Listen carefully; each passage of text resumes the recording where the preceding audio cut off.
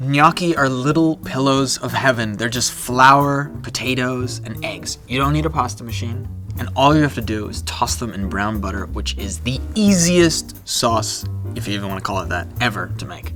Let's get started. The first thing you're gonna do is peel and chop up a bunch of potatoes and boil the heck out of them until they are fork tender. These are fork tender, as you can see. This is another one of those Italian recipes, like all Italian recipes, where there are no ratios. It's quanto basta, you know, until it's enough. So this is called a ricer because it makes things that go into it come out looking like rice. This gets these potatoes into a small, workable state, and yet they've gone through very little to get to that state. We did it this way because we do not want to put this in a food processor. It's just going to get too overly worked and it'll never come together. There is a ballet that is happening here. Here comes a chicken egg. This is as if you were making pasta regular. Imagine that the potato is the flour. So you get this sludge, and then you start coming in with your flour.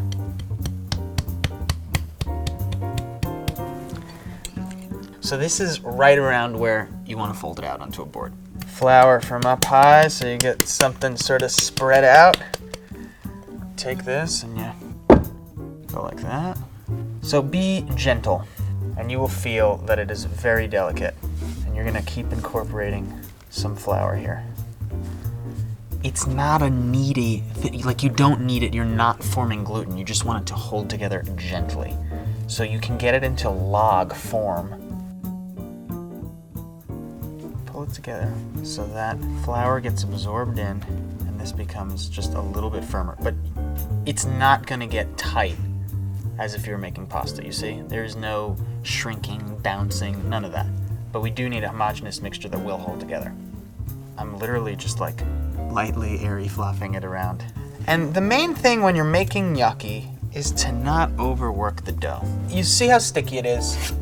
This is an important step to see because that means you need more flour. So how much flour? The right amount of flour. And these will become stronger once they're cooked in the water because that's when the egg will set up.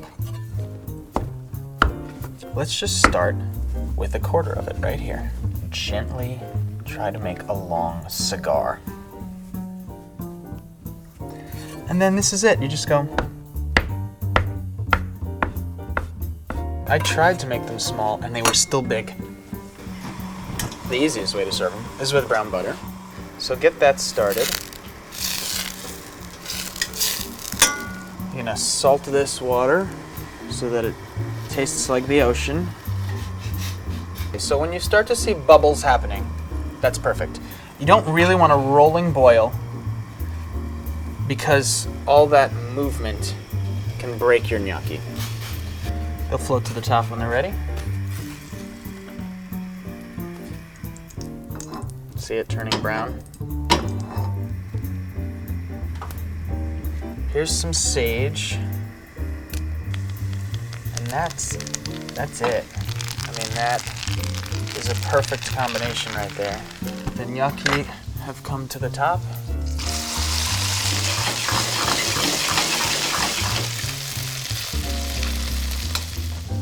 All right. If you get height on them, the heat will stay better. Make sure you get all of that on there.